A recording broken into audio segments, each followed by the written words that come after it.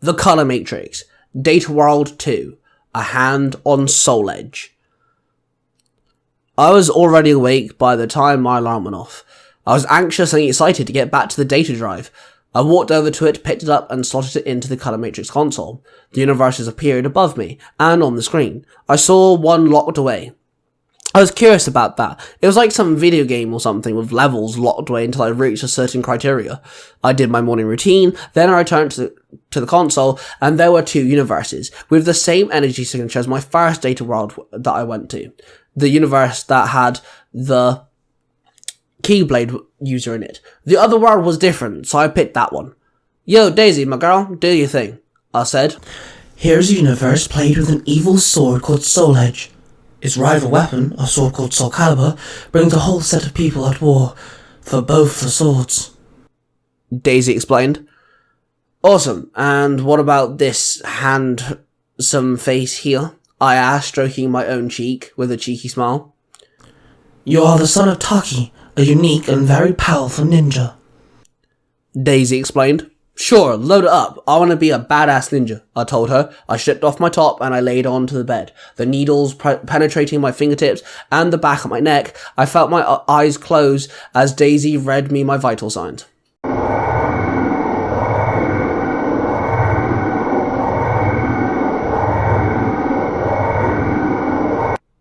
I opened my eyes and I was stood on a wooden pillar, balancing on one leg, my 2 blades attached to my back. I wore a ninja mouth guard, and I wore navy blue clothes similar to that of my mother's, with arm guards, shin guards, and shoulder pads. I stood there, completely still. I could hear my mother's faint heartbeat in the distance, the soothing tone of her blade sliding out of the rim of her sheath as she drew her blade. Then she appeared before me with one blade in her hand. She held it upside down like you were supposed to, and she swung her blade at me. In an instant, I withdrew my blade and blocked the attack.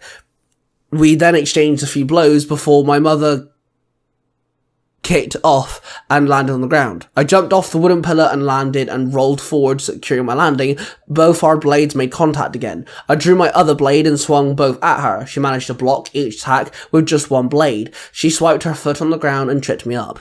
I landed on the ground hard. She then rolled beside me and planted her blade against my neck. You did not watch your stepping, Mother sneered. I did not, I muttered. Mother stood and sheathed her blade, then she offered her hand and I took it, and she pulled me up to my feet. I picked up both my blades and sheathed them. And then my mother looked up to the clear night sky. We have intruders, Mother muttered. Let us go then, I nodded. Then both of us bolted up and ran across the roof tops, and we cleared most of the village within a couple bounds, and found 3 individuals fighting some of the villagers. Tira, Mother hissed. I looked at her. She had a venomous stare in her eyes. I looked down at one of the attackers, and it was the crazy lady with death in her soul. She wielded a huge ring blade. She danced to kill. The other 2 was Astaroth, a giant axe-wielding golem, and the third was a lizard man, wielding an axe and a shield. I shall handle Tira. Deal with the other 2, Mother ordered.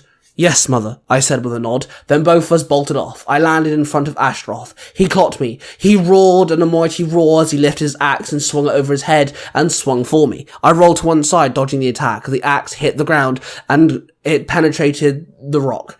I ran at the golem and jumped up and flipped around the monster's head, wrapping my legs around its neck. I held on tight as the golem waved around wildly, trying to free itself from my grip. I pulled one of my blades out and then stabbed the beast in the head, and it dropped to the floor. I jumped off as it crashed on the ground. I retrieved my blade and sheathed it, knowing full well that the golem would be revived. I then turned to the lizard man as it ran at me. I jumped up and flailed both feet out, kicking the lizard twice. I hit its shield. The lizard man then swung its axe at me. I dodged it, punched it in the chest, then drew one of my blades and swung at the reptile. The lizard man blocked my attack. I then, in a quick, swift move, slid under the lizard and grabbed its tail and stabbed it several times in the tail. Blood splattered everywhere. Then I stepped up and ran on its back and stabbed it in the spine. I then landed on the ground, wrapped my arm around its neck, pulled it back, and it snarled, and it dropped its weapons. I then stabbed it in the neck as it snarled and growled, turned to gargling as it died. I then turned to see Tira swinging her ring blade at my mother, who rolled to one side. I ran to her aid, and I teleported in behind Tira. I slammed my fist into Tira's back as she stumbled forward. Mother swung her foot, kicking Tira in the head, and I then kicked Tira in the back of the legs, and Mother came in and slashed her in the face. I pulled out my blade and stabbed in the back. She screeched out in pain. Tira then swung her fist at me, but I jumped back, dodging the attack. As Mother ran in and ran up to her and jumped off and slammed her feet into Tira's head, she rolled off Tira and stood close to me. Tira ran over to our two fallen allies. "You will give us the sword one day, Taki!" Tira barked, then the three disappeared in a veil of purple smoke. We both sheathed our blades, and I turned to Mother. "What did she mean by sword?" I asked. "Nothing. We will speak no word of it," Mother noted. Then I remembered that the night before, Mother came home late. She was carrying a rather large object wrapped in bandages. I looked at Mother, who was avoiding my gaze. I then stormed off and headed to the basement of our house. I could hear Mother barking my name behind me, but for the first time, I ignored her. I opened the door to the basement. As I walked down the steps, I could feel the negative emotions filling the room, the negative energy. It left a very strange and metallic sour taste in my mouth. I found the big object wrapped in bandages. I walked up to the item and unwrapped it, and there the great evil sword laid, with an eye watching me. It was Soul Edge. I stared down at it, and it was staring back up at me. "Ace, I can explain," my mother said behind me. "Oh, Mother. How the great Taki has fallen," I muttered. "I managed to acquire the sword. I was not going to use it," my mother said to me in a pleading voice. "But maybe we should," I said to her as I placed my hand on the handle, my fingers wrapped round it tight. I turned around and faced my mother. My mother's face was painted with shock as I lifted the sword up with ease and held it. It was light as a feather, even though it was twice my size. My mind felt clouded and my mother's shock grew into pain. Then the sword shifted and morphed, and in a gleaming form of light, it formed into two blades. I stood there holding both. Now the eye was on the handle of one of the blades. I chuckled to myself. I removed my blades off my back and attached the new soul-edged blades. I could feel the cold, icy, soulless life on my back, even though there was no weight on my back at all. Mother drew her blade and aimed at me. "Drop them, Ace," my mother barked. Nightmare. Abyss. Mitsurugi, and now Tira. Our enemies are always in the way. I was raised with a blade in my hand, and it's time for things to change, I grunted. I drew my blade and ran at my mother. Our blades collided out of the way. "Mother, let me save the world," I barked. "That sword corrupts people. We need to find a way to destroy it."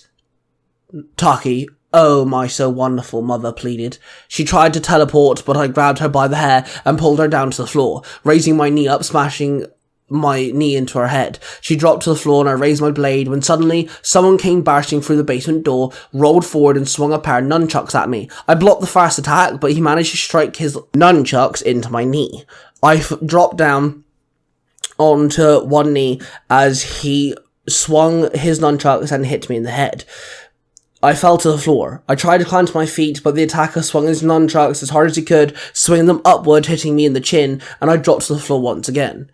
"Name's Maxie, and I just whooped your ass," the attacker announced. Before I could respond, Maxie then kicked me in the head. I heard my mother thanking him. He then asked her what should they do with me. I tried to keep my eyes open long enough to hear my mother's response, but then everything went dark.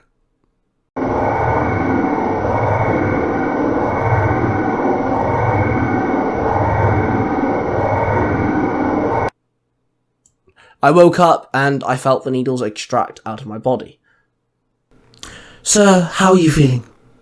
Daisy asked. "Good. A little confused, though," I replied. "What about, sir?" Daisy asked me. "Well, that version of myself. I'm confused about what the hell just happened here," I stated. "Well, that version of yourself picked up the soul edge. It influences negative emotions." Daisy replied.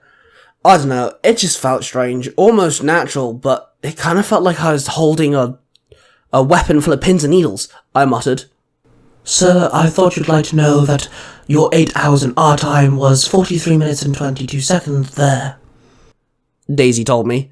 I nodded, and then I checked out the data worlds. There was a list now on the side. 2 of the boxes were ticked, and now 2 more remained. I assumed when I visited the other 2 worlds and investigated more of them, then the other worlds that were locked would be unlocked, so to speak. I went to bed, a few thoughts running through my mind. First one was the Soul Edge, a worthy but dangerous weapon. I'd have to make notes of that, and the second one was the locked worlds. Why wouldn't the colour matrix let me access all of them, like it normally does without the data worlds?